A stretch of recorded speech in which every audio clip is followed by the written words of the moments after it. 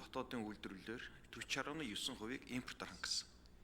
За энэ жилийн тариалтын талбайг дундаж ургац ингээд тооцоод үзэхэд бид нэр 25-ны ургацсан урьдчилан тооцоолоор гурил үйлдвэрлэл 154 мянган тонн Улаанбуудаа ноогдож байгаа. За энэ нь бол өмнөх оныхоос даруй 25% бага буюу гурилын хэрэгцээнийхээ 44%-ийг л дотоодын үйлдвэрээр хангах ийм төлөвтэй байна. Тэгэхээр бид багаар утгах дахиад нэг 150-160 мянган тонн Улаанбуудаа импортоор авахаас аргагүй байдал үүссэн.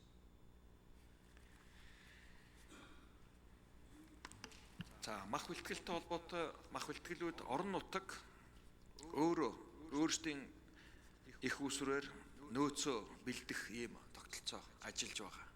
Яамнаас нөөцний мах бэлтгэх ямар нэгэн үйл ажиллагаанд оролцохгүй байгаа. Экспортыг бүх одоо чиглэлээр урамшуулж байгаа. Экспортлоход ямар нэгэн татврын бөгөөд квотын хязгаарлалт байхгүйгээр махны экспортыг идэвхжүүлж байна. Сүүлийн 2 жилийн хугацаанд нийт 600 сая долларын мах экспортлж чадсан. Энэ бол өмнө бид нэг 10-аас 20 сая доллараас илүү гарч үзээгүй.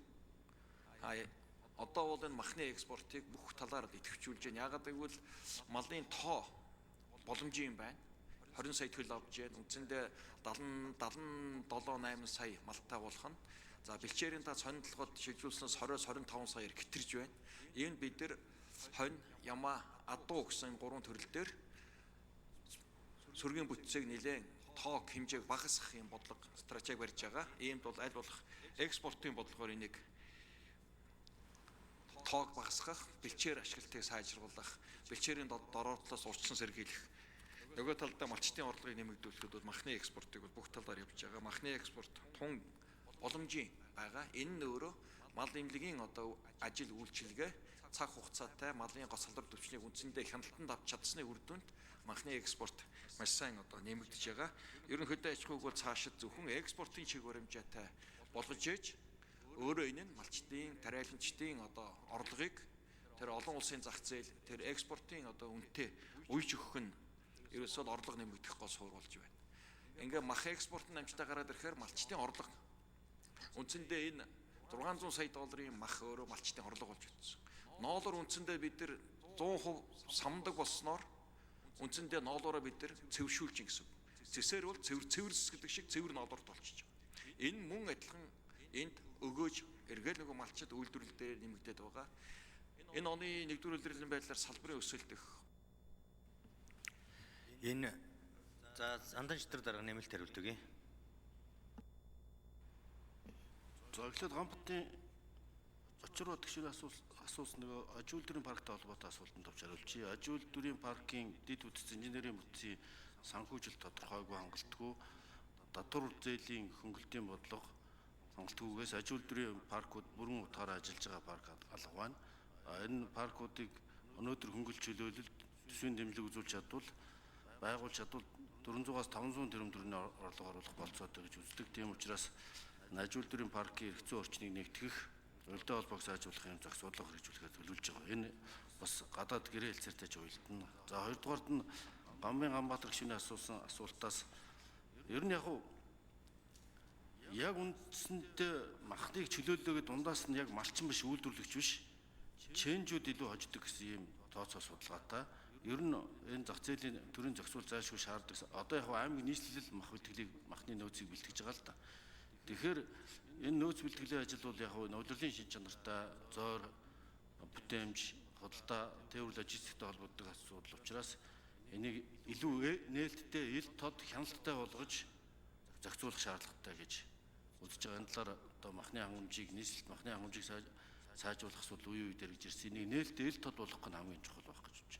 Хоёрдугаар газар тариалангийн оройнд гандуу байгаа. Ийм учраас өнгөрсөн бүтэн сая өдөр ажил аваад 2 хоногийн дараа улсын онцгой комиссийг хурлдуулж энэ ган үерийн эрсдлээс урьдчилан сэргийлэх тодорхой арга хэмжээ үүрэг даалгавар өгсөн. Үүний дагуу цаг уурын газраас маш шинжлэх ухааны үндэстэй тооцоо судалгаа хийж үүдэн нөлөөлөх арга хэмжээ газар тариалангийн оройнд явуулах үүрэг өгсөний дагуу Сэлэнгэ аймагт бороо 1, 2, 3 гэсэн экспедиц гаргаж гүйлэнд нөлөөлөх үйл ажиллагаа явуулсны үр дүнд энэ сумдад баруун бүрэн, хушаад, зүүн бүрэн, түшиг, буганд, Сүхбаатар, Орхон тул, Баянгол, Мандал сумдад 1.2 мм-ээс 18 мм хүртэл бороо орсон. За ер нь бол дандаа нөхцөл байдлаас шалтгаалж 30% алдах эрсдэлтэй гэж тооцоолдог. Ийм учраас Улаанбаатар гурилын хангамжийн асуудалд онцгой анхаарч байна. За малчтын хувьд удирдлын шин чанартай орлоготой малчтыг докторжуулахад, малчтын орлогыг докторжуулахад, мал аж ахуй эрхлийг давах чадхыг хүчүүлэхэд, мал эрүүлжүүлэх, чанаржуулах, за дээр нь малын галдаа төв гэдэг бүтээгдэхүүний үйлдвэрлэл, борлуулалтыг дэмжих цагаалт, хүнсний хувьсгал хөтөлбөрүүдийг бас энэ гадаад зах зээл гарахад бол Евразийн зах зээлд 12 тэрбум долларын арьс чир, ноос, ноолор, махан бүтээгдэхүүний импортоор авдаг зах зээл юм байлээ. Эний 20% хүрнэ гэж тооцоход нэг 2.4 орчим тэрбум долларын гадаад зах зээл нэвэл аянда борлуулалттай бол дотоод зах зээлийн стандарт техникийн зохицуулалт үйлдвэрлэлийг дэмжих нөхцөл бүрдэж энэ чиглэл. За хариулт өглөө. Ер нь инквайр сайдаа энэ цогтгөрөл даргын төрөүний хийсэн дүгнэлт, төрөүн уян гişг гişүүний хийж байгаа дүгнэлт бол бас нэг зүйлийг хэлж байгаа шүү дээ. Төдөө аж ахуйн яам бодлогын томоохон өөрчлөлт хийгээч, боловсон хүчнийг шинжлэх, мэргэжлийн боловсон хүчин ажилуулах тал дээр анхаараач гэдэг зүйл яригдаад байна. Үүндээ бол бас яг салбарт бас жоохон реформын шинжтэй бодлого хэрэгжүүлэхгүй бол цаашаага хөдөө аж ахуйн яам явахд их хэцүү болсон шүү. Би бас одоо хэрэг эрхлэх газрын даргаар ажилласан тодорхой асуудлууд дээр зуудын дараахын малчтын амжиргааг дэвшлүүлэх толботой асуудал дээр нэг хэсэг хамтарч ажилласан. Мэргэжил боловсон хүчний хувьд бол бас их гологдсон, дутагдсан ийм нөхцөл төр бол яалтч байхгүй очсон. Энтэйгээ одоо өөрсдөө сайхан эвлэрээд шинжилгээ одоо инквайр сайд минь зөрөгтэй хийгээд явах хэрэгтэй. Их хурлаас таны энэ бодлогыг дэмжиж явахад билэн. Одоо чинь Гомбын Ганбаатар гишүүний асууж байгаа нөөцийн мах бэлддэгүүд тогтолцоо гэдэг чинь өөрөө малчин өрх өдөр бүр зах зээлд мал мах бүтээгдэхүүн нийлүүлж чаддаг тийм болно л гэсэн үг шүү дээ. Зөвхөн хавар намрын цагтаа махаа нийлүүлчихэд өвөл, хавар, зун хөлдөөсөн мах идээ сууж идэг ард түмэн биш. Тэгсэн мөртлөө мал аж ахуйн их орон гэж. Энэ шинэ оршоо хөдөлгөөний чинь гол зорилго энэ малчтыг төрийн гарыг харж амьдрахаас гаргаж өгч байгаа. Хүний ирэхээр жаргахаар өөрийн ирэхээр зовцгоо эхлэж. Урт хугацаатай хөрөнгө оруулалтын зээл аваад өөрсдийнхөө аж амьдралыг төрийн гарыг харахгүйгээр авч явдаг болох болцоо гаргаж өгсөн. Харамсалтай нь манад нэг сул тал байдаг. Өөр хүний санаачаадсан ажлыг өөр хүн хийдэггүй, дэмждэггүй, болж өгвөл унгаах гайваад байдаг.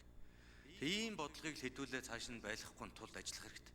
Харин нэг зүйл талархалтай хандж байгаа нь Төрийн банк, Хаан банк хоёр арилжааны зориултаар 3 жил хүртэлх хугацаатай хөрөнгө оруулалтын зээлийг малчны малыг нь барьцаалаад зээлийн батлан даалтын сангаар батлан даалтыг гаргаж яагаад олгодог болсон гэх талархалтай байгаа юм.